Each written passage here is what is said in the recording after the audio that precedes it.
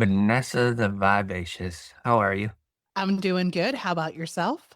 I'm doing all right. Thank you. Glad to have you on. You've got an extensive background in media and looking forward to covering that. Thank you. When I hear extensive to myself, I'm like, it's just life. But to other Right. people, it's something else entirely. And I really enjoy seeing the world through other people's eyes and hearing about things I've done. So yeah, let's go for it. Cool, cool. Let me give an introduction here for you, for the audience, so they get a little bit of understanding who you are before we dive into the conversation. You are a podcaster, a filmmaker, video journalist, musician, founder of Vanessa the Vivacious Productions, which is a female owned Latina-led creative production company. And you're the creator of the series and podcast Humanity 2.0, former managing director and contributing video journalist with Are You Happy, a platform with 4 million followers, and you've traveled coast to coast across America, interviewing thousands of people about happiness while overseeing a network of 3,000 contributing video journalists. You're a storyteller with over 4 years of deep human centered storytelling. You've cultivated a rare and lived understanding of humanity, bringing expertise across documentary filmmaking, content strategy, talent scouting, nonprofit leadership, music performance, and creative consulting, all rooted in your philosophy of be vivacious. And you're an amplifier. At the heart of everything you do is one mission: to amplify voices, honor lived experiences, and create work that feels as human as it is powerful. That's what I was saying. You have an extensive background. Well, thank you. And I'm thankful for every single minute of it. It's unconventional. I really enjoy that I didn't prescribe to one particular path, and yeah, I wouldn't change any of it, even though I burnt out at one point. I get it. I totally get it. That's interviewing that many people and listening to that many stories can be a bit taxing because everybody's different. So you're getting multiple perspectives, multiple ideas, multiple angles. Yeah, and I was telling someone on another podcast that when I interview people, I tend to absorb their energy. And that is what Yeah. makes me good at what I do, is that I'm able to tap into them and, really feel what it is that they're saying and what they're going through, and then develop these very thoughtful follow-up questions or deep follow-up questions that no one would have thought to ask, because I'm, very much in tune with that person. So that can take a lot of energy, and doing multiple interviews a day, I quickly learned that I had to scale down and make sure that I was okay too, in addition to, paying attention to people. I Yeah. think as podcast hosts, we tend to think, oh, if I'm doing a lot of episodes, then I'm doing really well, when really the quality is what matters and the message is what matters. And if you are sacrificing that quality, or maybe you're rushing to learn about someone, or you're forgetting about what it is that they said, then that's not serving anyone. So yeah, I believe in quality for sure over quantity. Yeah, absolutely. I completely agree with you and can resonate fully. As an empath, I'm the exact same way. Exact same way. So let's start off with my only scripted question that I ever ask. And that is, where were you born and what was life like as a kid for Vanessa? Huh. That's a very interesting question to have as your only scripted one. I was born in San Antonio, Texas, so I'm a Texan through and through, but I enjoyed leaving every chance I got. Life growing up there was very simple, but mostly because we had nothing. You hear of people saying, I grew up on dirt poor. Well, I grew up dirt poor with dirt floors. So at certain points, we had houses that the windows wouldn't open. And in Texas summer heat, that's an Oh, oven. wow. So moving places and not understanding that we're moving houses because, my mom couldn't pay the rent and we're on housing. And so we're having to go wherever, the government sends you, and, having Christmas in hefty bags and not knowing that it's not normal for Santa to deliver presents in hefty bags, just Yeah. all kinds of things like that that kind of jump out when I think of growing up. But then I think of the empowerment that comes with having to struggle early on, and how I developed a lot of skills such as, being able to take care of myself and raise myself and become an adult very young, but ultimately it shaped who I am, and how resilient I was able to become, especially with far more adversity down the road. So I really I really look back and I'm thankful for everything and every part of it, because it shapes who you are and who you become. Yeah, for sure. Did you have siblings? Yeah, I have four brothers and one sister. And yeah, everyone is so vastly different. You have some that work in HVAC. You have one that works for themselves, making mugs, and then you have my sister. She works for IHOP as an admin, so she works on the office side, and she has a family.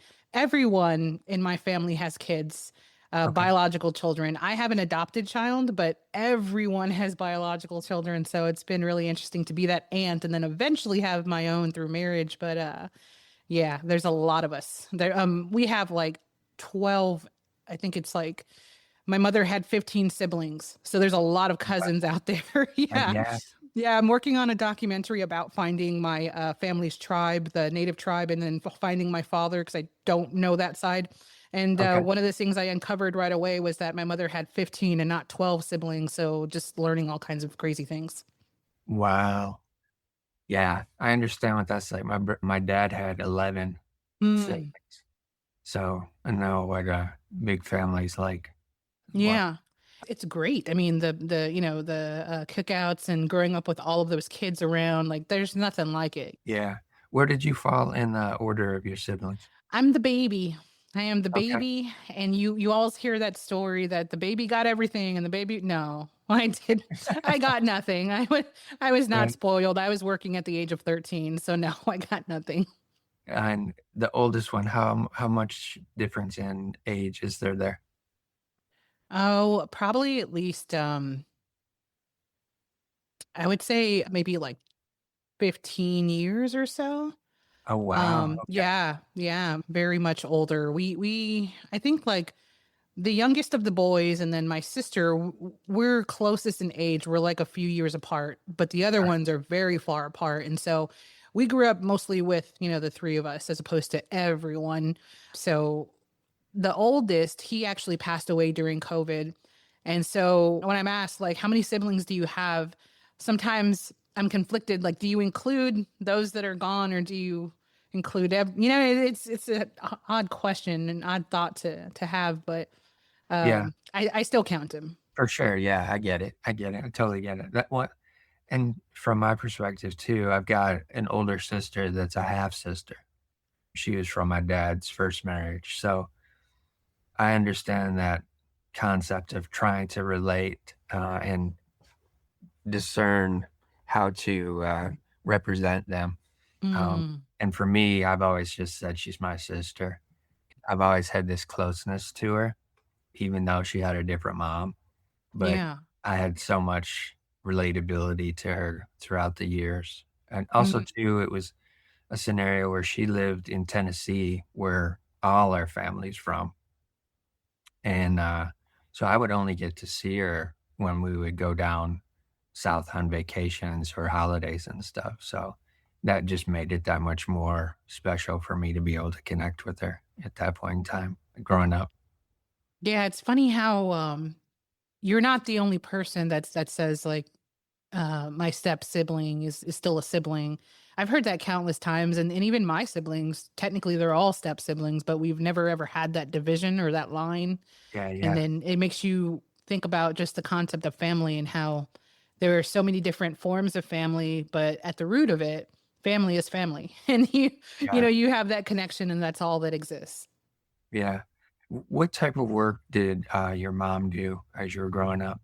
So initially she was a homemaker, and then I don't know what struck it for her, but something, thank God, told her you need to go to school. And she went to nursing school at Oh, wow. night. She would leave us in the daytime to fend for ourselves.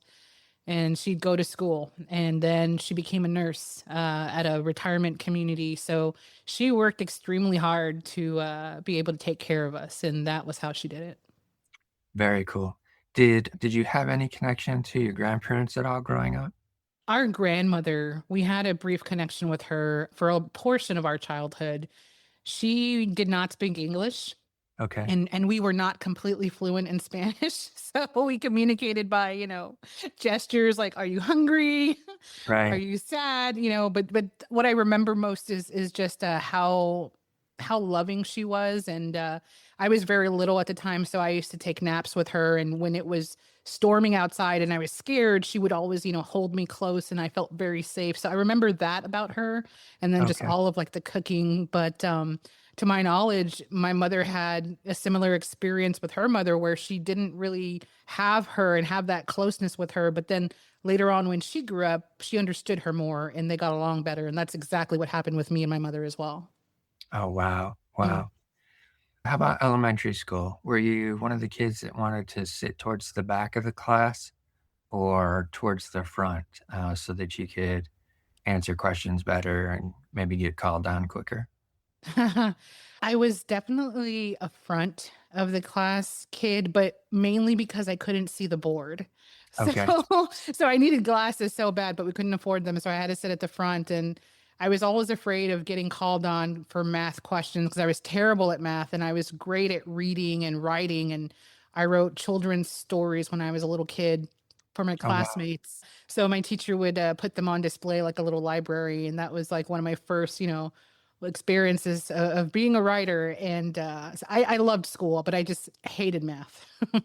Was that writing a way for you to start creating your own world outside of what you were experiencing in real You life?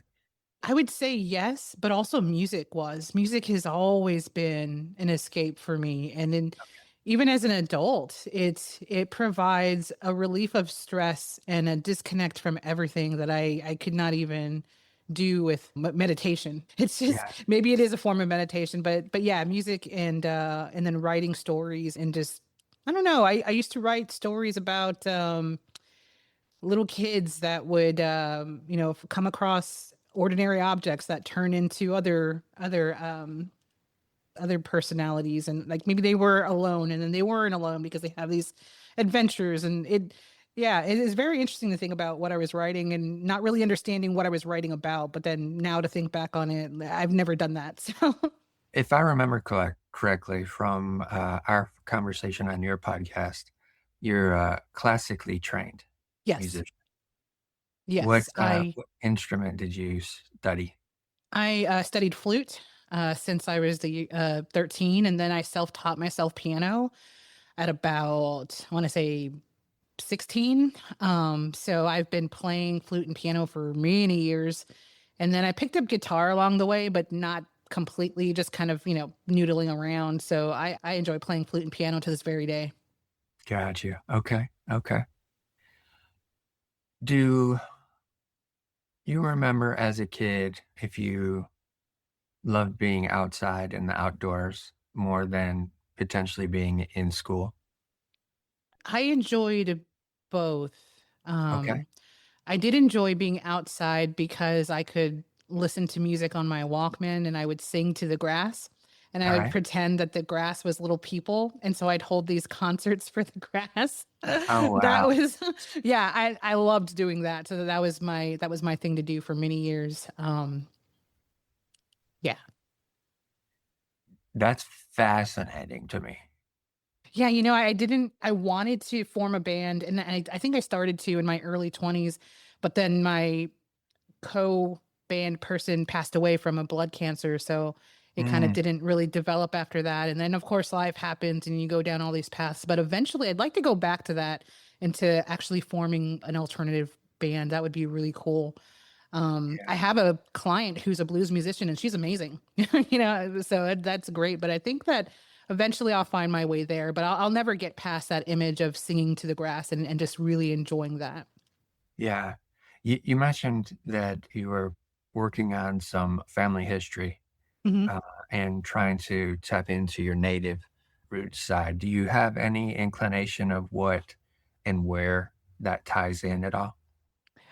So finding the exact tribe is a little difficult, but I do know that it's going to be within like the South and Central Mexico Okay. region.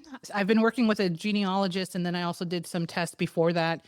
And that's primarily where it points. It points to that area of Mexico and then throughout the United States, you see it around like the West Coast and Texas, Arizona, New Mexico, like there's, the general areas Yep. and of course, you have little flicks in other countries, but I don't feel like I will like actually successfully find my father through this. I really don't think that'll happen. If it does, that'll be amazing. Or Okay. even any kind of like siblings that I didn't know about. But the native tribe part, I think that'll definitely be more solidified for sure. So I look forward to doing both journeys. But growing up without a father, I remember always rationalizing it by saying, you can't miss something you never had. And Mm, then as an adult, recognizing that that's not necessarily true. no, for sure.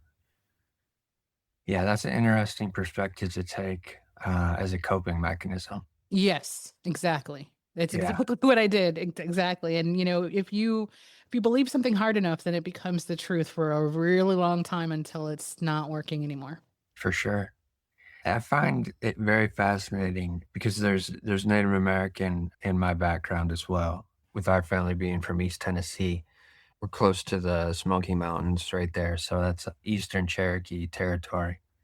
And the thing that I've found fascinating about your story so far is the fact that you were having concerts with the grass, which falls right in line with that native mentality and connection with everything around us, especially the earth. And the fact that you were communicating and entertaining the grass, I think that's very, very profound as a kid. Very cool. If we're moving closer towards the end of middle school, had you at that time found a group of friends that you were close to, or were you more comfortable being alone and off to yourself at that I point in time? think I had friends, but they were not really those core friends. I think I had people that I talked to and filled time with, but I was very much alone. I spent a lot of time, I guess, making movies in my mind and listening to music and watching, visuals. And I was very internal and I wrote a lot and stuck to myself a lot. I didn't go with my siblings or go out with friends. I stayed in a lot. And Okay. so when I'd go to school and I'd interact with other band kids or at times other bad kids getting into trouble, and we all have that phase of life. It really wasn't core friends. It was mostly, people that you just connected with for like a series of moments and then you just went your way.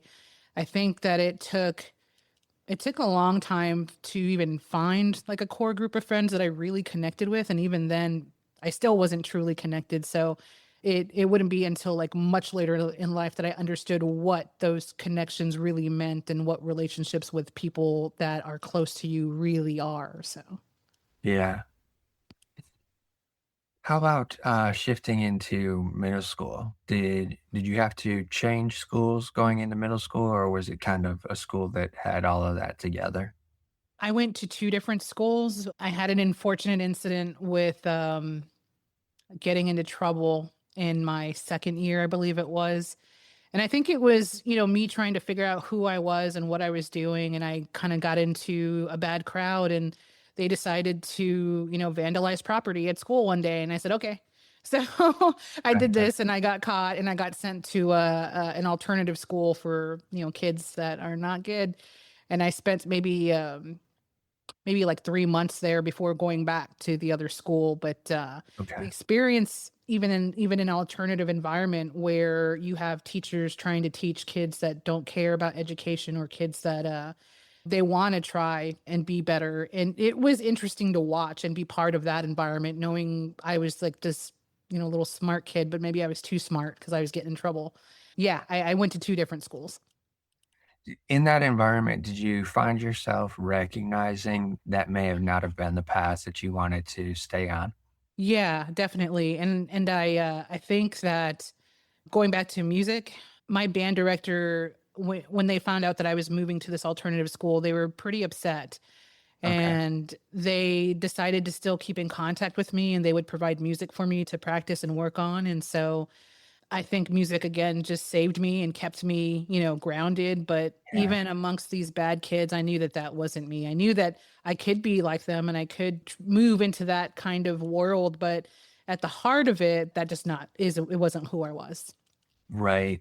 That's excellent that the band directors were recognized your abilities, Mm. and wanted to stay connected with you to make sure that you continue to hone those skills, uh, Yeah. moving Well, forward. part of it was like my siblings were also musicians. So my sister, my brother, the latest Closer brother, ones. youngest Yeah. brother. Yeah, so they're both musicians. My sister played the flute as well, and she was super good. And so the conductors remembered me because of her, and then my brother was very good as well. And like they wanted to, just support the best they can, but I was different in the sense that I got in trouble in the middle of that period. So they wanted to make sure that I stayed grounded in music, and thank God that they did, because if they didn't, then who knows where I would be after that. But once I got back to the middle school, it was as though I'd never left, and they just kept feeding me music, and I kept going and pushing, and music became everything. It became what saved me from myself, I guess. Yeah. That's great, especially being able to transition back and have that still same stay fluid and it not be a huge contrast of, being gone for a while and then getting back into it, Mhm. which for most kids, or maybe not most, but a lot of kids, that's a difficult transition, being gone and then having to come back in and trying to fit in again. And I remember coming back and, other kids thinking I was a bad kid because I went to a bad school, so they automatically thought that I was this, rebel kid, and Yeah, it's like, "No, no." I just was in the wrong place at the wrong time doing the wrong thing, and right. oh man, it was very funny. But I think back on that period, and just how, as kids you're usually isolated or feeling depressed in some way because you can't even begin to process your feelings at the time. So it makes Yeah, sense that a lot of kids are depressed or, questioning things. And I think music is a lifesaver in that regard, because I put everything I had into it, and it really just changed everything for me to where I wasn't focused on how sad I was. I was focused on, what note comes next. yeah, that's interesting. What note comes next? That's a great metaphor for life. What is the next note? The teachers that you had, the band teachers were already recognizing that you had some gifts. Were there any other teachers that you remember fondly of during that time? Yeah, my English teachers. I've always been a writer. I've always tapped into just like that emotional side and been able to offer perspectives that were different than my classmates. And so I always had English teachers that were very much involved and very supportive of me writing anything and everything, and reading of course is important. Yeah, very cool. English teachers. Another interesting aspect based on the limited ability to communicate with your grandmother, and that English was something that you were drawn to, writing, literature, that type of stuff. That's very cool. As you're transitioning from middle school into high school, are you apprehensive at that point, or is it a little bit of an excitement taking place because it's going to be a completely different environment, so to speak, because it's going to be larger, uh, broader range of students? Yeah, I was definitely excited. I was excited because at that point the music goes from being, in a room full of people to being on a field marching, marching bands and symphonic bands. And then I was very competitive with my sister and my brother, and so I wanted to do everything my sister did, but better. And so Okay.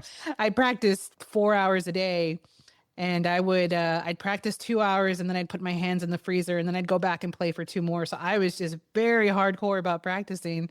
And I did everything I set out to do. I was, first chair for many years. And I think I also obtained a band scholarship that only one person will get. And so I did everything I sought out to do. But yeah, I loved it. High school it was really great musically.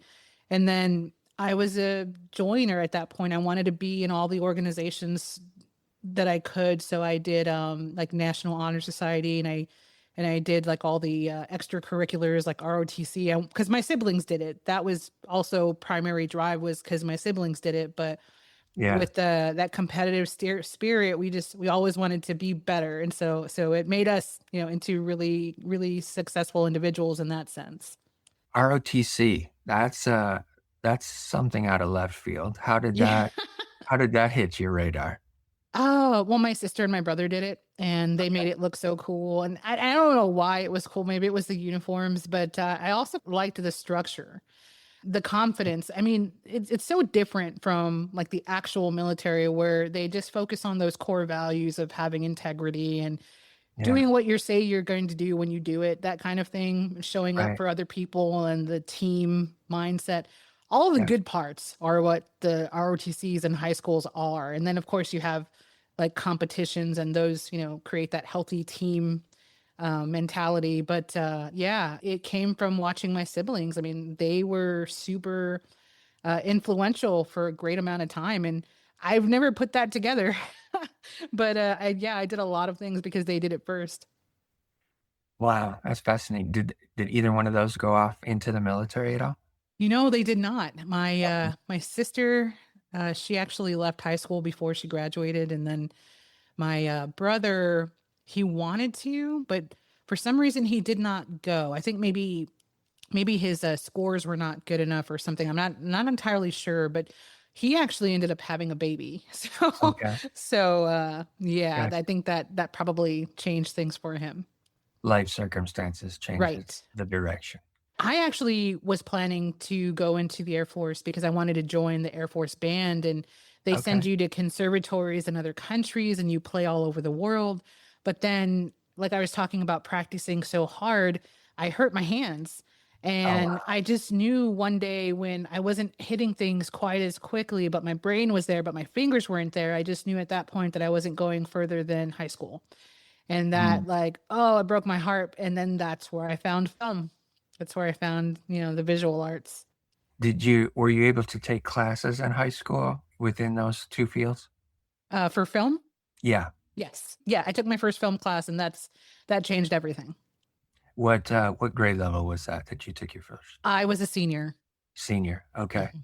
And what was the thing that you realized once you started working with that switched on a different Mhm. creative Well, uh, I switch? realized that what I'd been doing my entire life, with closing my eyes and listening to music and seeing images and Yeah. understanding that those are films, and that I was in an environment where other people thought the same and visualized similarly, that Yeah. was amazing to me. And then seeing how people also connected with films. I from a young age, I would go to the movie theater and I'd watch movies. And then Okay. I'd go to the cafe next door and I'd sit down and I'd analyze everything I just saw, the stories, the characters. And I'm 13, to 18 doing this. And I met other people who did the same thing, who analyzed movies and broke down the storylines and tried to understand, why did they do this, or why is this place there? Why are these colors used? And I understood very quickly that I wasn't alone. And at that point, that's where I was like, okay, these are my people. Right. This is where I belong. And I remember having a final project, and you could make anything you wanted to. And I wanted to interview people. And Yeah. so I interviewed some people, and I turned it in a little bit late, but the teacher was very supportive of it. And that made me very proud. Very cool. Yeah, that's an interesting direction to go in. Watching films and then analyzing them afterward. And Mhm. you're finding a group of other people who are doing the same thing. at that age, that's fascinating that you were able to connect with those types of people because you would most of the time you think about film critics and stuff like that. They've gone to college and been in the industry for a while and all that stuff. And yet you picked up on doing that in your teenage years and started just doing it on your own, whereas they're doing it, you know, as a job. You're just doing it as kind of recollection and all right, Yeah. how did it tie together? Why did it look like this? What was the storyline? All of those Yeah. things. It was second nature. And it's funny because everything I've done has always been out of, just talent or habit or natural, completely natural. I've gone to school, yes, for a series of years in various terms, and I didn't even complete my degree. But just yeah, everything I've done has always been an innate ability that other people go to school for, and I just have always been this way, inclined naturally my whole life. Yeah. That was gonna be my next question. As you're ending high school, are you starting to think about going off to college or community college or anything to continue studying that or at least studying the music even? Yes. So I wanted to apply like everyone does to USC Film School because it's the golden star, everyone Okay. everyone knows that. And I apply and I get waitlisted and I had done pretty well in high school so I can apply just about anywhere and I should have gone to an in-state school cuz then school would have been free. And I didn't do that because I was a rebel and I wanted to get out of Yeah. Texas.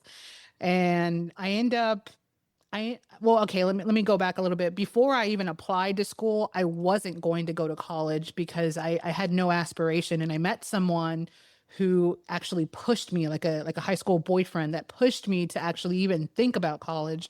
And so Okay. initially I didn't want to. I thought I was going to end up like my mother or other family members with kids and a family, and that was it. But Mm. when I did finally, see that there was this whole other world where you could grow and become something, and yeah, I ended up applying to TCU and I went to TCU for a year, technically 2 years, but I ran out of money. Okay. And even though I had grants, scholarships, and loans, it wasn't enough. Yeah. And so I had to go home.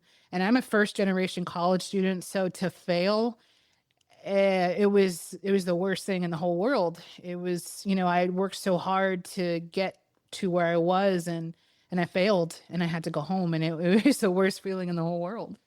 Yeah. I get it. Totally get it. I attempted to go off to college as well. Went to Pensacola in Florida to study graphic design and having to work and study and keep up with everything. It was just too much. And I eventually dropped out after 5 semesters. And the main reason, literally, was because I was failing everything but my art classes, me having to pay for it.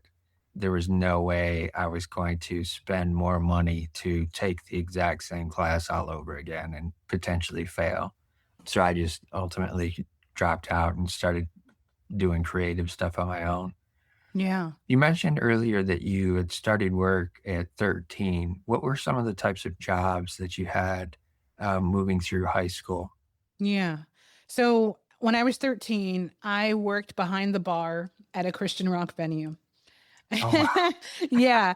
People often ask, like, how could you work behind a bar? Well, it's simple. Because It you're was not serving Christian. alcohol. Exactly. Exactly. We were serving Fritos and hot dogs and Cokes, but Yeah. to punks with the biggest Liberty spikes. This was a very hardcore music type of environment. It was like Christian metal and punk and rock, and it was the best time. Like you would not believe the kind of music that comes out of these kids, and it was a place where youth could go and listen to music, but also be safe in an environment where they can love God or they can worship with other kids. But then you also have these like amazing Christian artists that are just like screaming at the top of their lungs because they're that kind of hard metal. So it was a Yeah. very interesting environment, but a lot of kids came off the street and were safe on the weekends because of that place. And the owner, he passed away years back, but his daughter is now working to revive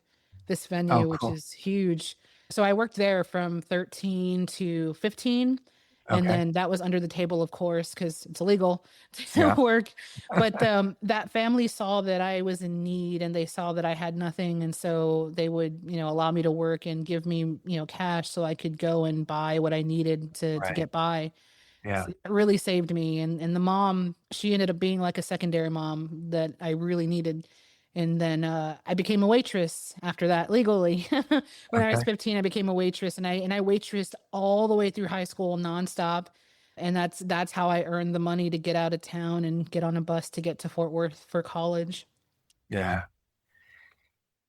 Once you realized that you weren't going to be able to continue with college and study, and that you were going to have to figure out some other way to do that, and also too being in a position where at that point you're an adult and you've got to make ends meet as well. What was it at that point in time that was in your head of what you wanted to do, or what did you step into? When I went home, I thought about what was truly important. And to me, what's always been important is serving humanity and doing something that helps other people. Okay. It's just been ingrained in me since I was a little kid, and thank God I've never lost it. So I ended up finding a way to help people, which was AmeriCorps.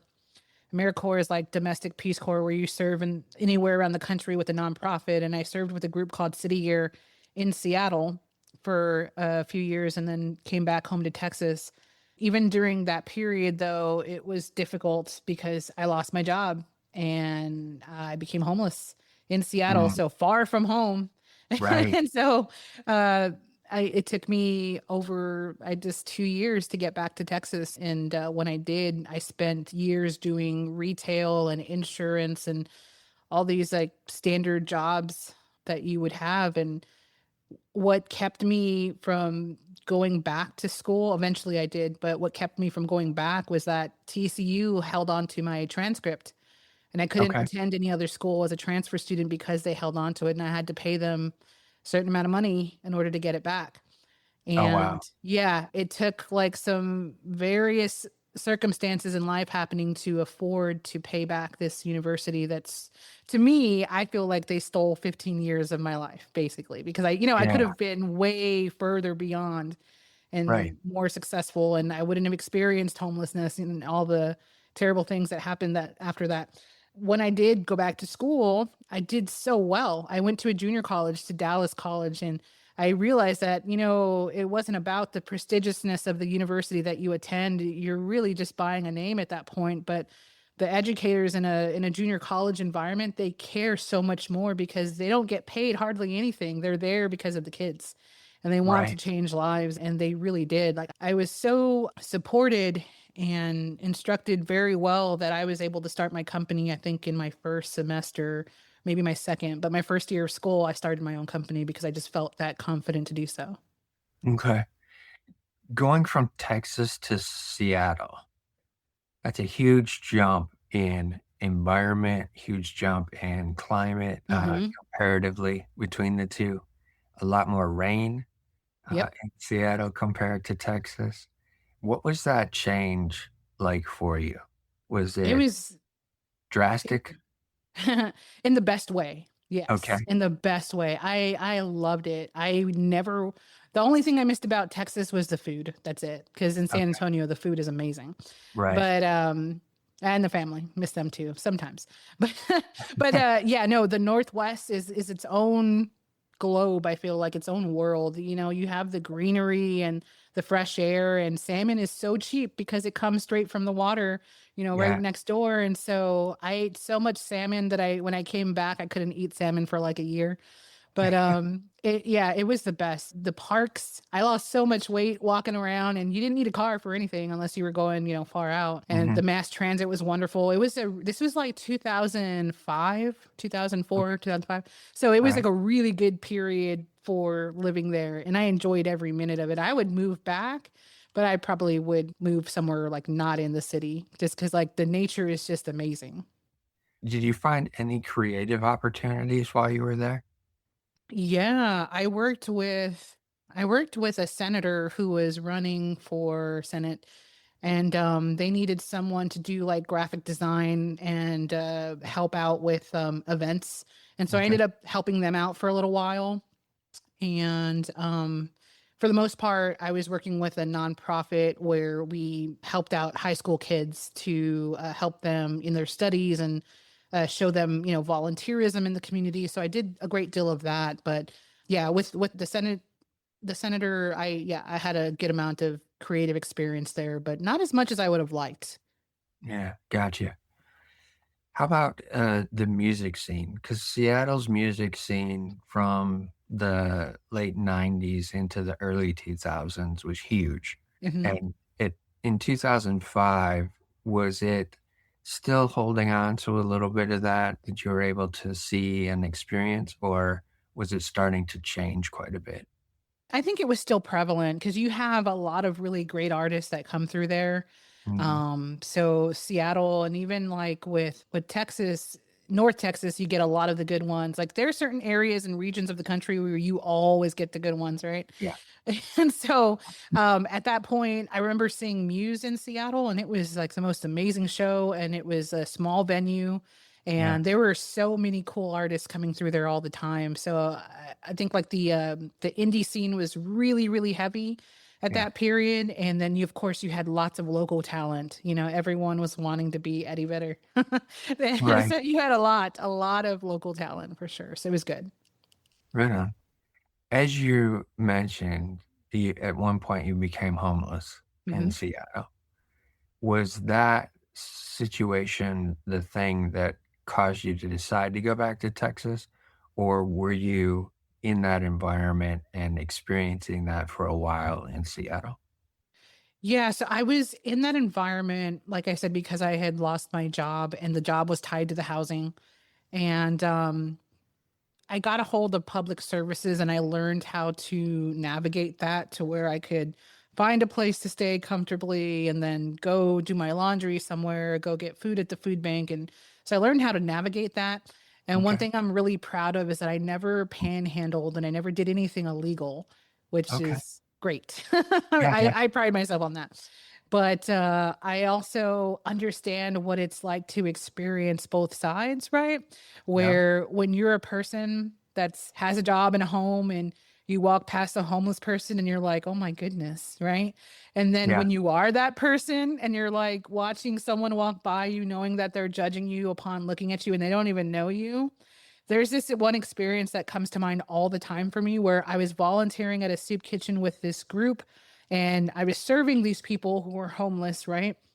And mm, then the next week, literally being on the other side of that line and receiving food from the same people that I volunteered with. wow, Yeah. that's amazing. That's Yeah. amazing. Yeah. It's like something that I'll never forget. And I'll never forget what it's like to be seen as like at exactly what you are from, based upon what you look like and what they think is going on. So my ex-husband pointed it out many years ago and he said I don't understand how you can still be so positive and such a champion for humanity when you've experienced the worst of it. Mm, and I mean he's not wrong, but at the core it's just part of who I am. I remember being a little girl in Mexico with my family, visiting family in Mexico, mhm, and giving all of my money, everything I had, to somebody who was homeless, not even knowing what homelessness was, but just yeah, giving it to this person on the street because I felt so bad for them and I thought that would help. And that's never left me. Like that's something that I can't even, completely describe. But yeah, it stayed with me my whole life. And if I had to sum up my whole life in one, memory, that's it. Is that. yeah. It's interesting. I'm seeing that you have a servant's heart from your story so far. It, from all the way back to giving concerts to the grass, uh, being a servant at that point in time as a little girl. And also, too, there's an element of, and I don't even know if you recognize this or not, but I'm recognizing it, is that native culture of community, of looking out for others who are around who may not be as capable as we are, but always considering that and making sure that you're looking out and at least recognizing where they're at and Mhm. giving some sort of support in some way. Yeah. Yeah, and I've never thought of that. I do know for sure, like, I've always known that I've had a servant's heart for sure, and, I always tell people, like, core values are always service to others, and Yeah, it's in everything that I do. But, yeah, I've never thought of that side of it, of being, like, more communal and protective. Like, that's always been very inherent as well. With my ex-husband, I raised his son, who wasn't my own child, but I raised them like mine, and then I yeah, always say I raised my ex-husband too, so yeah. Sometimes that is the case. yeah, but it was natural. I mean, it still is, Yeah, to take care of people and make sure that they're okay. That is totally instinctual. yeah. I get it. Totally get it. All right. As you get back to Texas, and you're back in school and you're starting to take some more classes to at least try and move yourself forward a little bit. How does that environment again start to impact the way that you're looking about moving forward? Before I even went to school, I wanna say there's, like, like a good 15-year period, because I got back from Seattle in 2007, Okay. and then, I did retail and insurance and all these various jobs until 2020 when I went back to school. So it was a long, long time before I went back. Yeah. But, when I did go back, it felt like it was a chance to kind of, like, reinvent and do what I really wanted as opposed to what was expected. So I didn't look at it as me bettering myself. I looked at it as me figuring out who I was and what I was meant to do. Okay. So I kind of went at it that way. Because before that, I was just surviving and paying Yeah. the bills for many years. And then I was wondering why I was quitting jobs.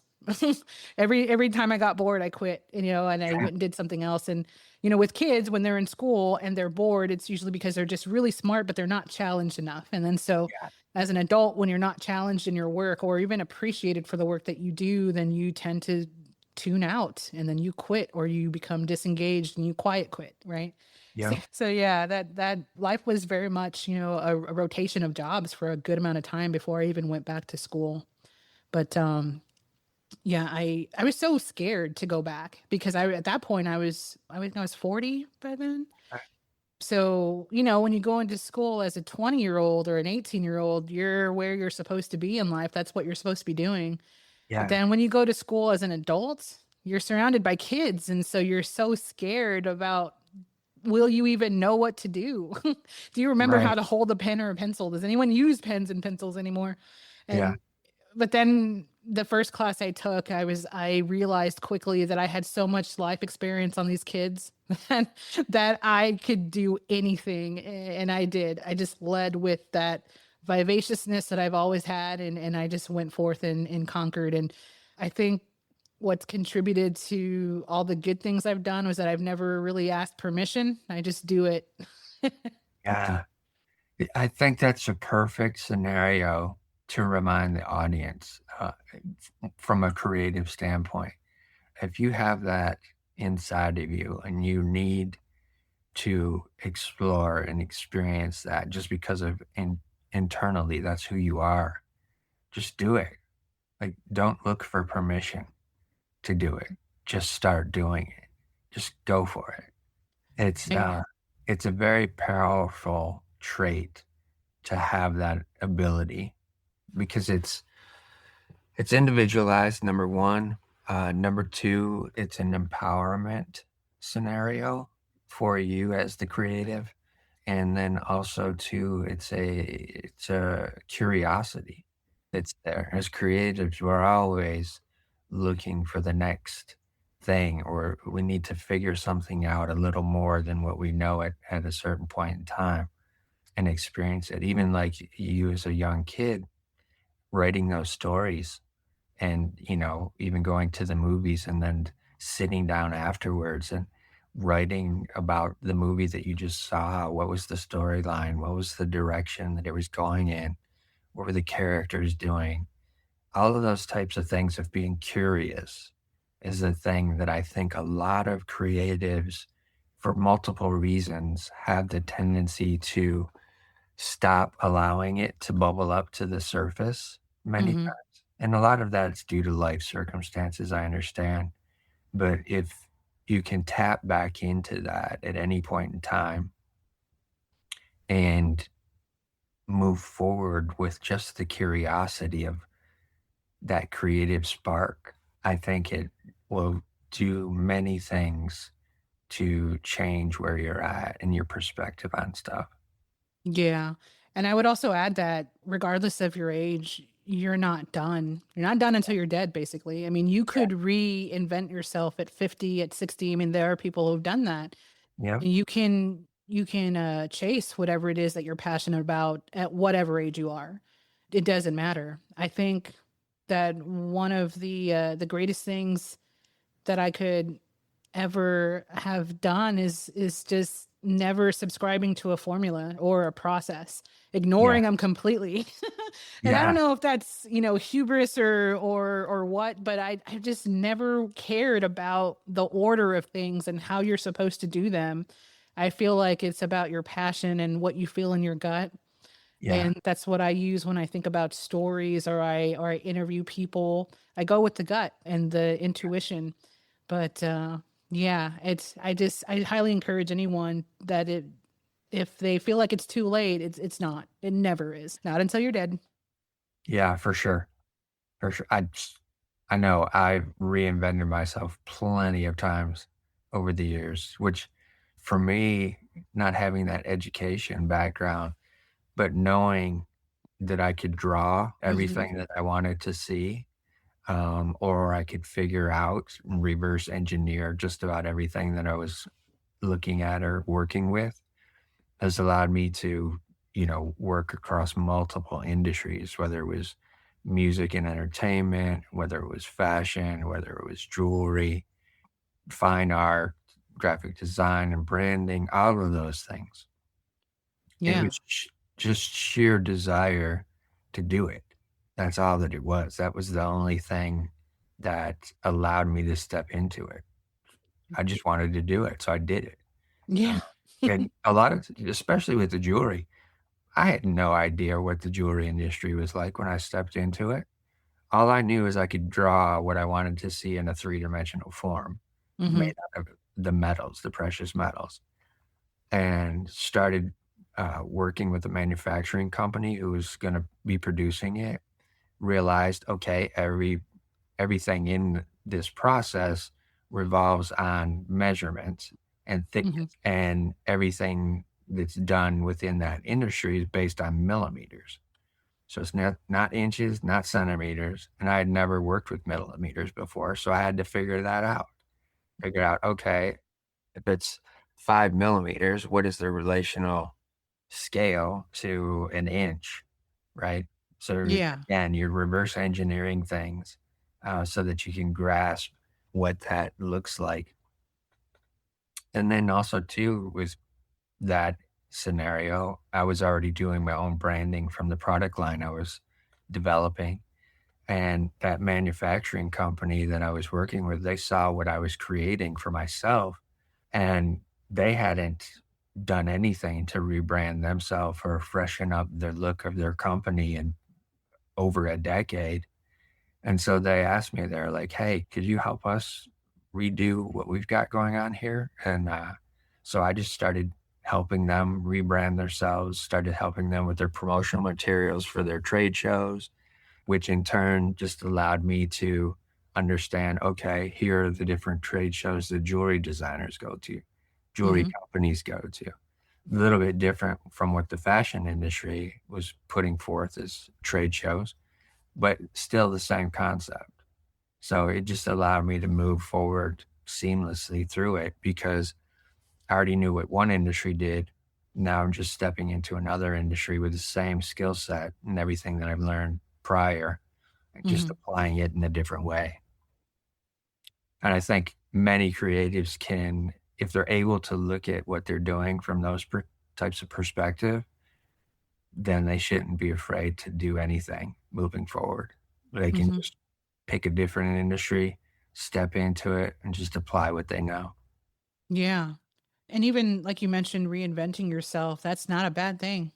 You know, No, it's a chance to do something new and go on a whole other adventure. And you really do learn a lot about yourself and what you're capable of and what how limitless things are. So yeah, it's I think everyone should reinvent themselves a few times. yeah. As you're back into the school environment, about how long does it take you to get to the point of either finishing or get to the point of realizing maybe I'm not going to be able to continue forward with it? Technically, to this day, I'm like 3 classes short of a degree, Okay. but I've been so busy. When I first started going to school, like I said, I had started my company in my first year, and then I landed a client that took me on a journey for 4 years, which is the Are You Happy series. And Okay. so I was traveling the country, teaching, hiring, doing all of those things for 4 years, and so my degree just kind of sat on the back burner. And I remember telling my professors, like, look, I'm going on the road and I'm really sorry that I can't finish this class. And they said, don't apologize for what we taught you how to do. This is what we taught you to do. So come Yeah. finish it when you're ready if you need to, but honestly, you really don't. So Right. it's more of a it's more of a completion thing for me, for my kid, so that one day he'll take a look at, the fact that life happened and then it interrupted my plan and then it happened repeatedly. And then no matter what, I kept trying to complete said plan. And then, Yeah. eventually I was able to complete it. But really, all of the life experience that happens in between, that is the real education. Exactly. Once you start working with the Are You Happy program, what does that look like in terms of an introduction to them and then starting to work with them and then realizing, okay, they're going to send me across the country? So I had saw a video on social media, Okay. and the video was such a profound interview of someone asking the basic question, are you happy? And then the response being so moving. And then at the end, there's a call to action that says, join our team of volunteers. And I thought, well, and this is like late at night too. I thought this could either be like the best cocktail party story ever one day, Yeah. or it could be something that's totally life changing. And so, like my whole life has been, I jumped at the chance without even thinking about it. And I applied, and it was volunteering. So you got accepted right away. And they Okay. sent you a link of where to upload your videos, and they gave you a video on what to do. And so I went out to interview people. And the first person I interviewed ended up being like a balloon artist, but they had such an amazing response. And then that got edited and it got posted. And I remember seeing a comment on the video of someone saying, I wasn't planning to be here tomorrow. And then I saw this and I think I'm going to stay. And that just blew the whole world open for me in terms of interviewing humanity and what the direct result can be on someone who watches something that's truly moving or resonates with them. And so after that really amazing interview, my camera broke, my phone broke. And so I wasn't able to go back out right away. So I start working on Discord and helping their community of interviewers and, how to fix their camera, how to, do this or that, and just problem solving. And I get an email from the CEO founder, and he says, we need to have a meeting. And so I was so scared. And then I get to this meeting and I'm thinking I'm in trouble for helping or whatever. And he says, no, he goes, no, no, no. I'm not trying to, tell you that you're in trouble. I'm trying to hire you because who the hell are you? You come into my community, you just start pushing people around, not pushing people, but leading people and telling them what to do and fixing their problems. He's like, who are you? And Right. so that was how I got hired, was me just, helping people and taking initiative and without even being asked or told or Yeah. yeah. So that was how I got in. I started as the community manager on that Discord platform. And then that became me training the content creators with videos and classes. And then I became the managing director. So over time, like this is like over 6 months, like it happened really Oh, fast. wow. But I was doing so much, and I was hosting their podcast too. So the Are You Happy podcast, which is still there, it still exists. It Okay. hasn't been continued since I stopped recording in 2024, I believe. And so it Mm, still exists. And then there's a bunch of amazing interviews there. And so while I'm doing their podcast, I'm leading all of these people, and then traveling as well. And I don't even know when I started traveling outside of the city and going further and further, and then getting sent to both East and West Coast. But it all just kind of organically happened. And then it just never stopped for 4 years. wow. You mentioned that you started this around 2020. Hmm. Uh, In that 4-year period of time, the world changed drastically. How did that affect your movement, your travel, your interviews, your Hmm. opportunity, all that kind of stuff? Surprisingly, it affected only in the sense of like what kind of stories were being told, Okay. because it quickly moved from everyday happiness to um, things that were more profound or deep, and people taking stock of their lives or who they Oh, lost, and wow. it became very much different. Yeah, But you know, mask mandates were a thing, and definitely abided by those. And when we would interview people, we'd have to have them take their mask down, but then we'd right. be a distance away, so it wasn't like super close up. Sure. So there are a lot of things like that changed, but for the most part, I think more so the messages changed, and people became a little bit more thoughtful of who was in their lives and what they really meant. Wow. That's amazing because it went in so many different directions for many people. Hmm. Uh, for you to be able to capture the ones who were really taking stock of what meant and was important for them. Yeah, I think That's that happened for well, it happened all over the world, but I remember seeing a series on Netflix. It was like a international film festival that was certain directors and other people in media that made their own films at home, yeah, and then they just put on this festival on Netflix. And I thought that was the coolest thing, because even while people are, closed off in their homes and apartments, they're still able to create art and express how they're feeling. So that was interesting to see that happen during COVID. yeah, very cool. Very cool. Coming to the tail end of that journey of working with that company and that project, what is the next thing that you start stepping into for yourself? Well, the next thing I stepped into was my bedroom. I had severe burnout, and for I want to say about 3 months or so, I did absolutely nothing, and I talked to no one, and I just wanted nothing to do with anything. I was so exhausted. And I guess like the way that the project ended for me, it was not how I wanted it to end, I guess. It was just very exhausting. And so yeah, I was in my room for a couple months, and then eventually I said, okay, I have to do something. And so then I went back into the corporate world, because I thought, oh, you know what? Health insurance is pretty cool. I really need that. So I went to work as a claims adjuster for a major insurance carrier. And I did that for a year. And the whole time I did no creative work. I take that back. I did a little bit of podcasting, but not as much as I would normally. And I think that when I first began like that burnout period, I just wanted nothing to do with anything creative. And it was an odd period for me, because I've always been creative. So it Yeah, was yeah, very odd to do none of it. And also not wanting to do it at all either, because it was reminding me of what had just happened, and the burnout that just happened.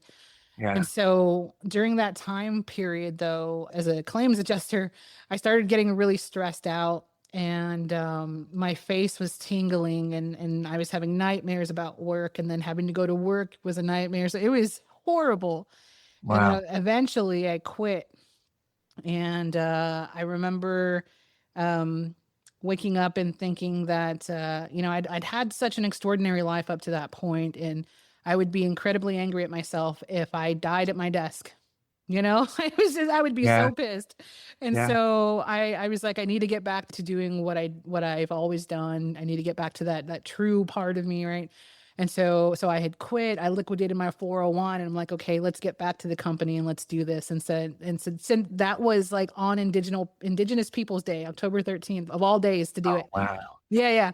And so I just I started back on my company and never stopped. I had originally created Humanity 2.0, I think in 2024-ish, but I didn't work on it consistently. So that Okay. was my segue from Are You Happy was Humanity 2.0. So I know that's a really long walkabout to answer your question, but No, that's um right.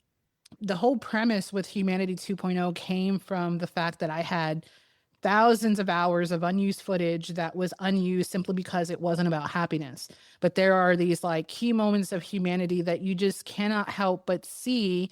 And they're so important that I thought it's a crime against humanity for them not to be seen. And so Right. I'm like, okay, I need to jump into this video series. And then I was like, oh, podcast. I've been podcasting since 2012. I started with my own show. So I thought, oh, this is natural. Let me just throw that in there. And then, like, it's kind of hard to go between working on your podcast and the video series. So the podcast kind of became like the front for some time. And so I'm barely starting to get back to doing, video edits as well for that series. So it's a lot of work. And when I was at Are You Happy, I had a team. I had two editors, I had an assistant, I had an intern. It was Right. wonderful. And now it's just me, it literally is just me until I get a staff. But yeah, that was what I did next was Humanity 2.0, and that's what I'm still doing. Cool. If we can, let's talk about the burnout period for just a moment, because I think it'll be highly valuable for the audience, especially from the perspective of what we discussed very early in the conversation of being an empath Hmm. and absorbing other people's energy and different things like that you come in contact with. Um, at what point in that journey did you start to realize that you were about to burn out? That was starting to affect you physically, emotionally, mentally, all those types of things. It was when the level of output that I was putting out wasn't matching what I was receiving when it came to income Okay. and like acknowledgement, right? Yeah. Because I was sacrificing a lot for many years, and then eventually my income started getting reduced, and it had nothing to do with me. It was about client retention, and I thought, well, that's not my problem. Like Right. I at a certain point, and I've never discussed this on any show before, so I'm trying to be very careful on how I word this. But Sure. at a certain point, you have to advocate for yourself, and when you've done it for so many years and you put everything that you have into everything that you do, you have to look at the big picture and understand that you're worth more and you're valuable and you should value yourself more. Yeah. And so yeah, at that point things were not scaled appropriately, and I was like, okay, I'm not appreciated as much, and I'm also losing massive income. Like I was able to pay all of my bills on this one contract, which is Yeah. another thing. As a freelancer, you never have just one contract, but I loved these people so much that I was like, okay, other contracts to the side, I'll do this one prior, mainly. And yeah, so at that point I had to leave, and I let them know that I took some time off, and then when I came back they were like, well, we're pivoting, and I'm like, okay, that's fine. I'm good with that. So that's how we parted ways. Wow. That's amazing. It, it's it's so disheartening Mm-hmm. when I hear stories like that because it's so prevalent in the creative world Mm-hmm. that it's almost ridiculous.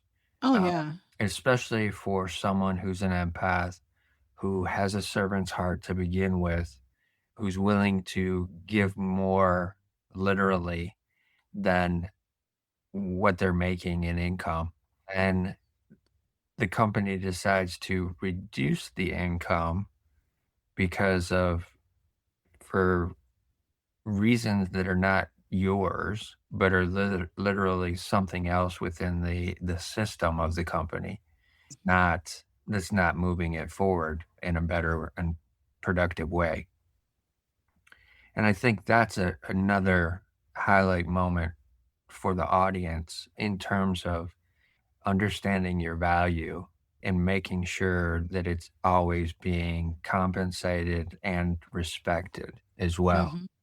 Because, and I see this all the time because I'll get emails from Indeed just because at one point in time I thought, I'm going to throw up my hands and quit trying to be a freelance, quit trying to run my own company. I'll just go work for Right. somebody else and get a paycheck. But I still get those emails, and I'll see an email come through with a position for a graphic designer that's offering $20 an hour for a Mhm. graphic designer. And I'm thinking in my head, I'm like, how in the world can you even offer that? Like Yeah. $20 an hour for Especially to somebody with experience. Yeah. it, or even I would hope they would, and this is not the case, but I would hope they would start to label it as a junior coming Mhm. just out of college. Okay, Right. that's a little bit more understandable for that rate of pay. Sure. Um, Or an but intern. Yeah. right, exactly. Yeah. But even just even from the creative side of things, if you have Yeah. 2 to 3 years experience, $20 an hour is not appropriate, uh, Yeah. I mean, it for shouldn't be appropriate across the board because the cost of living is far greater than that. So all yeah. jobs should definitely raise. And if you can't afford to pay the people, then You yeah. should yeah, you shouldn't be trying to work in that field. Oh yeah. I saw it as well. I mean, there were times where we were expected to pay freelancers a certain rate and I was like that is ridiculously low, but at the time I didn't control what we paid. I could only relay the information, but yeah, I was always surprised to see like who it was that took on these contracts because sometimes the pay was just ridiculously low and having to put yourself outside in the elements for hours upon end and Yeah. then getting paid like $120 for a day or getting paid $20 a video, it was absurd and just oh, it was terrible. Yeah, $20 for a video is ridiculous. There's way too much creativity there, way too much process there, way too much IP associated with that for $20, like, Yeah. I that's mean, granted, it was insane. like raw video, but still, like you're still, like I said, you're braving the elements and you're going outside and having to deal with strangers. And like I Yes. never thought about it, but technically your safety is at risk. Every single person that you interact with. Yes, absolutely, absolutely. It always amazes me in this world, even today, April 7th, that creativity is still looked at as not a valuable asset for Mm, so many people. It's looked at as, "Oh, this is just something easy. If you can do it, then, we can pay you this little amount and we can make our money off of it." Um, and I think that's where a lot of times that creatives get tripped up is thinking that, "Okay, I need to just get the jobs coming in so that I can make the money starting off." But after a while, excuse me, after a while, you start to realize that you're caught in that position, hmm. and it's hard to break out of that base level amount that you started just because you needed to generate some income. But to have that in your head of always thinking, "Okay, a year in, I gotta start raising my prices. Year and a half in, I need to start looking at raising my prices again. Year 2, definitely raise prices." Because if you don't, eventually your value still stays at what you were at, what you started at, just because you Hmm. were trying to get some clients and money. And the future clients hear that first year's price point and they're like, "Oh, wow, either this is gonna be super cheap and I'm just gonna get it as a super deal and gonna continue on in that fashion, or I'm gonna look at it and be like, why is this person charging so little? Am I not getting any value here?" There's always that seesaw that takes place. But I think if creatives can recognize their value and at least always continue to see what they've done and increase the value in their head of what they're worth, I think that it would start to level out the industry a little bit Mm, more for everybody to be getting paid at a steady rate, a rate that was coordinated with the cost of living a little bit more closely. And also, too, it would create more of an appreciation mhm. for it. A lot of times, the people that are appreciating art at its highest level are the people who have extensive incomes. And, you know, Yeah. it doesn't always trickle down to all of the truly creative people who are out there who just haven't found that avenue to get the acknowledgement of their gifts. With what you've been doing with the podcast and also realizing that you hit that burnout period of not being valued, doing too much, giving too much, and it not being compensated for, that spark within you that went dormant for that Mhm. period of time. Do you remember an exact thought that may have started to brighten that spark a little bit more?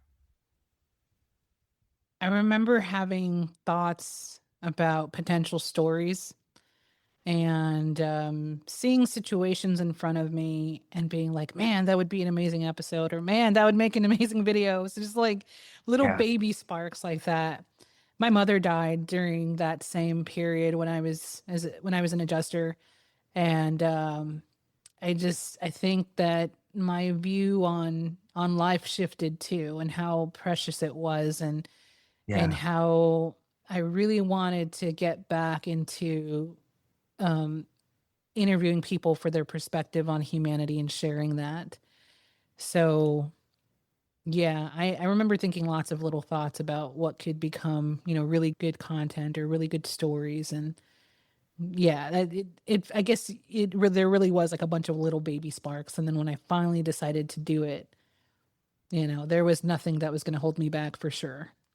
And then also too, you had a brother that passed Mhm. um, during that time. Did your brother pass first, or was your mother first? Yeah, my brother passed first, and Okay. then my mother passed. So she was heartbroken. That I mean, he was the oldest, Mm, her oldest, and yeah, yeah. she was very much heartbroken. And then she had heart issues, and so I think it was like maybe a little more than a year that she Okay. passed after him. And so my sister called me. I think I had not been at that job as a claims adjuster for very long, but she called me and said, it's time. You need to come home now. And I remember I had just gotten onto this brand new team and I didn't know who to talk to, but I just went upstairs to my office and I just found the closest manager and said, "Hey, my mom died and I don't know what to do." And he just looked at me and said, "You go the hell home and you get the hell out of here and you go home." And I was Yeah. like, "Thank you. Okay, bye." And I just got in the car and drove to San Antonio, and it's the longest drive ever. And then, yeah, I met up with my family and we went through the whole process. And I always think that people who pass away, our loved ones, anyone that passes away, they're never gone. Like their energies are still here. And Yeah. I always see things that remind me of her. I might cook food and it feels like she's in the kitchen. I Yeah. really feel like their spirits are still here. And so I'm just glad that she's not in any pain and that my brother's not in any pain. So that's the most comforting, I think. Yeah. But yeah, I think that they are still here with us. Yeah. They are always. I mean, it's again another native cultural mindset that Hmm. everything's connected and it always stays connected. It's just on a different plane of reality and existence. Um, and for a lot of people, they're not able to comprehend that. But I think it's truly something. If you can think of it from that perspective, it can alleviate a lot of that hurt that takes place with losing a loved one. The fact Right. that you're still connected in a way, you just can't always physically see them or give them a hug or any of that type of stuff, but their energy is still around, uh, Yeah, and for it's sure. still there. I feel the same way about pets too, though. I Yes. ran into a lady and she was petting my little dog, my little Elizabeth Taylor. She's around here somewhere. She's sleeping. So she was petting her and she's like, "Oh, I lost my little dog." And she's telling me about her little dog. And I thought, or I told her, I was like, their energies are here just like people. And then I also said, the biggest silver lining when losing a pet is knowing that you gave that pet the best years of its life. You gave it the best life it could possibly ever have. And Yeah, that means everything. for sure. For sure. One of the things that we read off with your intro was that you're an amplifier of voices. Moving forward with your podcast and your video series and what you're wanting to do, what is some of the maybe two or three things that you really want to make sure gets amplified with people's voices in the way that you're working right now? I want for people to remember that we're all human still, and that there are people out there that wish and do good for humanity still, even though we don't see a lot of it. So I think bringing that to the forefront is so important, and just for people to be empathetic to other people and be compassionate first and foremost. I think those are traits that I want to convey our importance, and then remembering that we're all human. I think that if people could hear the stories of others, then that's going to encourage that humanity in them, and it will bring about that humanity 2.0 that we desperately need.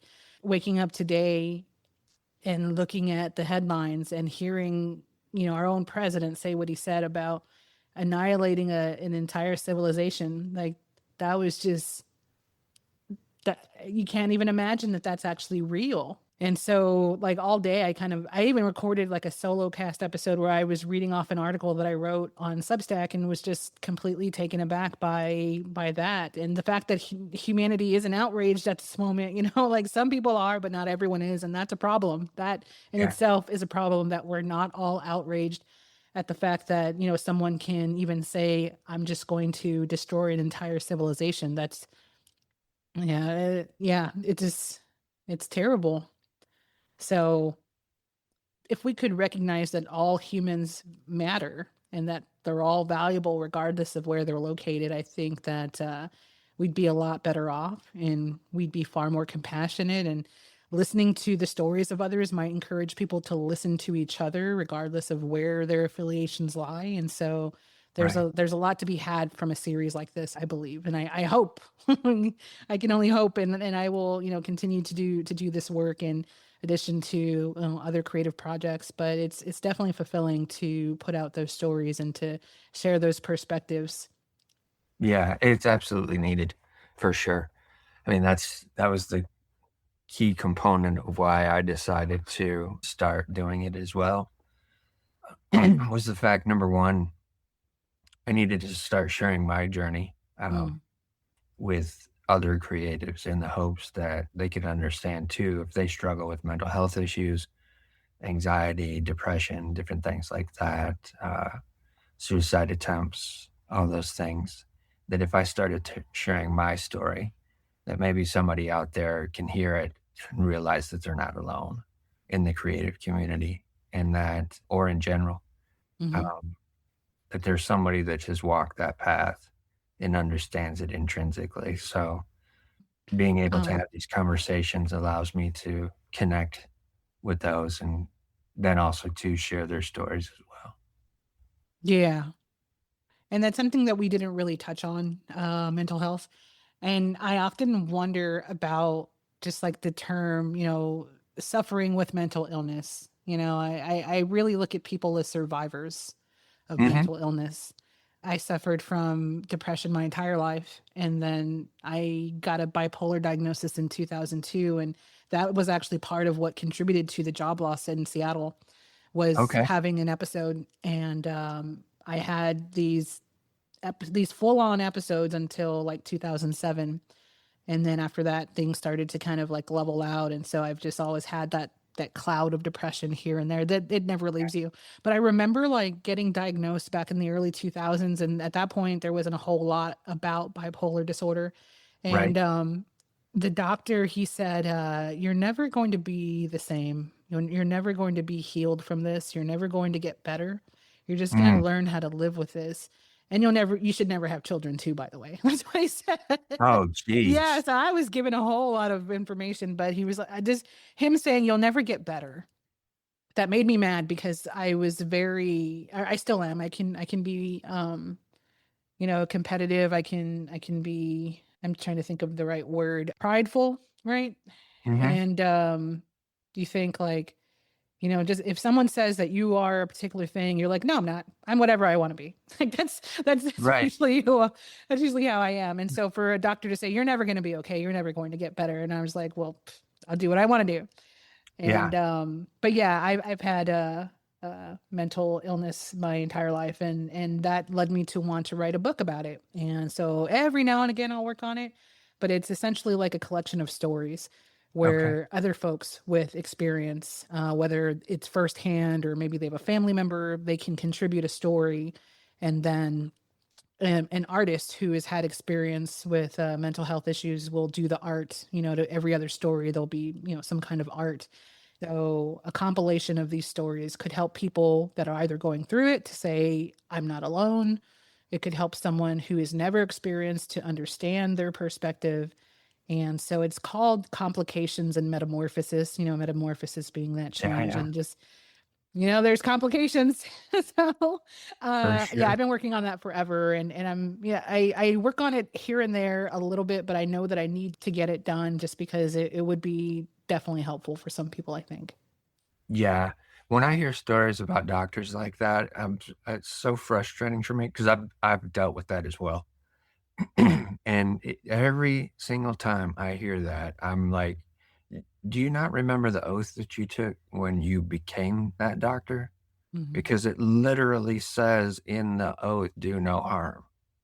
And that doesn't mean physically doing Hmm. harm. It means with your words, with the way that you approach your patients, with the way that you're trying to help them, with all your skills and everything that you've studied. It blows my mind. From my perspective, that pisses me off more than something that the president would say flippantly. You know what Hmm. I'm saying? Because sometimes people in high positions say stuff flippantly in a way that is just trying to be provocative to get a reaction from Hmm. something. But when a doctor says something like that, they're not saying that flippantly. They're literally defeating you from moving forward in a Hmm. process that is going to be towards healing rather than being stuck in the Yeah. mindset and being stuck in the label that gets put on us. When you first realized and got that diagnosis and realized, okay, now at least I have a label that's put on it that helps me understand why I've been feeling this way for a while. Did it enter your mind as well that you needed to be an advocate for that part of your life where you were an advocate in other parts of your life? Even before I got the official diagnosis, I had been an advocate since high school. I joined a group that did like a crisis hotline for suicide prevention, and so I'd always been involved. And when I was very little, I remember, this is like the second grade or something. I remember one day crying at school and never stopping because something had happened that had just really, like, the switch turned on, and I just would not stop crying. And so my mom had to come to school, and the teacher said, "Why is she crying?" And my mom said, "I don't know."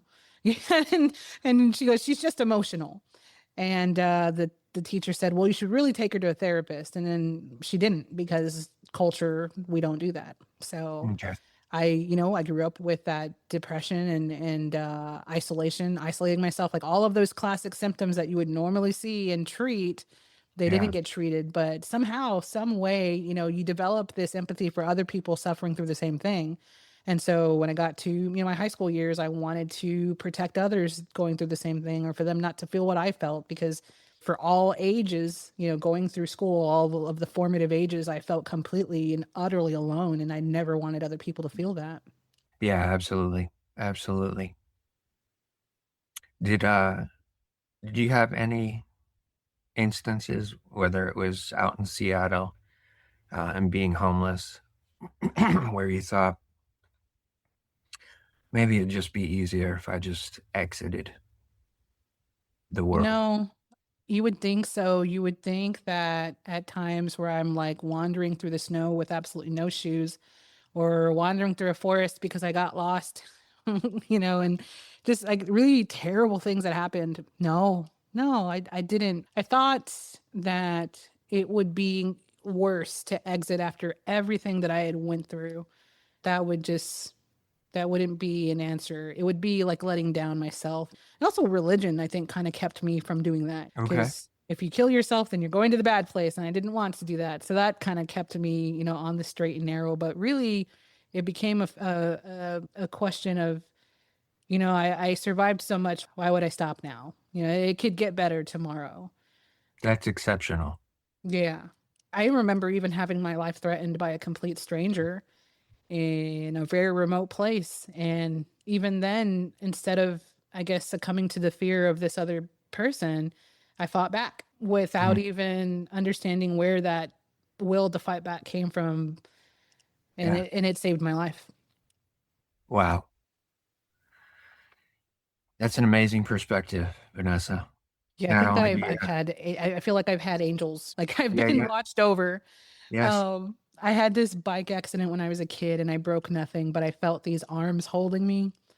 Oh, And wow. I swear, like time slowed down. And I remember thinking and being able to process thoughts and having to wait to get hit by this small truck that was about to hit me. And, and I had all of these like instinctive thoughts to close my eyes so I didn't scratch my eyes. Um, but yeah, I felt these arms and I felt no pain when I got hit, nothing at all. Just, so that experience. And then just always feeling like someone is watching, someone's there. I remember being super hungry and walking down the streets in Seattle and then reaching in my pocket and money appeared. Or me walking somewhere desolate because I had this episode and I was in a random place, and then at one point, I'm sinking because there's like this mud that's bringing me down, and this is like a completely abandoned area with no one around, and yet somebody appears and helps me get help. Just all of these little Wow. moments where, yeah, you just don't question that God or whatever your chosen equivalent is. There are certain things in your life that I guess help you to understand that there definitely is whatever it is you choose to believe in. It totally exists. God exists for you if that's God or whomever. But Yeah. yeah, so many things that have happened that I could never ever deny. Yeah. Well, and that's the thing also too, from my perspective. Like, I believe in those things. I believe that we're all watched over. I believe that we're all connected in ways that not is easily explainable or is will be understandable by people, but we will come across those who understand it explicitly, as I do, and know as soon as it's coming out of your mouth that it's absolute truth, that Mm, yes, you are being protected and you have been protected and you have more to say in the world and you have more to share for the world. And, early on, I said that you had a servant's heart and that you also had those empathy components within you. But now, as I've heard a little bit more come out, the other thing that I'm seeing is that you're a warrior. You're a warrior of life. You're a warrior for the creative community.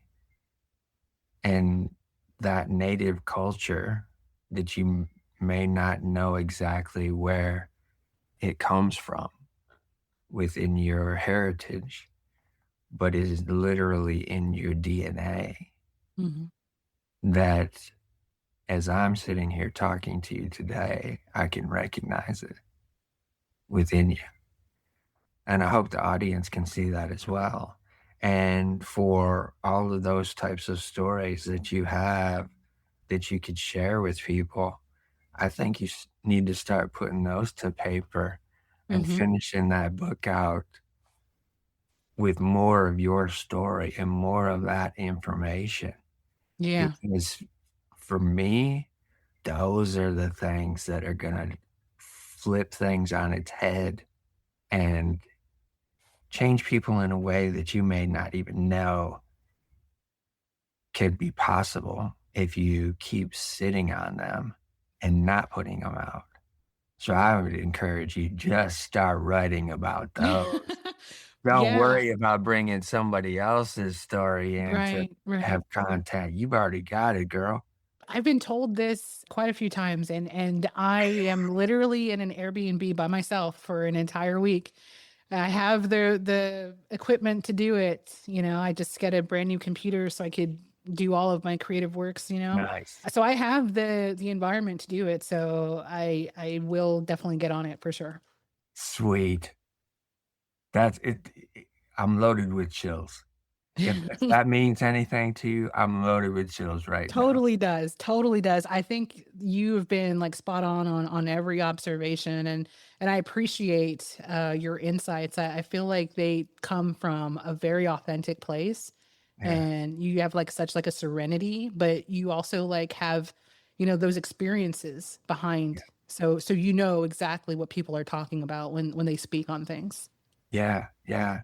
Thank you for that. I appreciate it.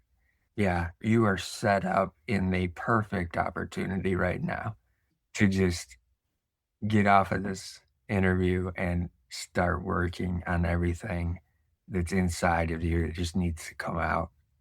Perfect opportunity. I think it's a great place for us to be able to end as well because of your realization of, oh, I think I might be in the spot to start doing this.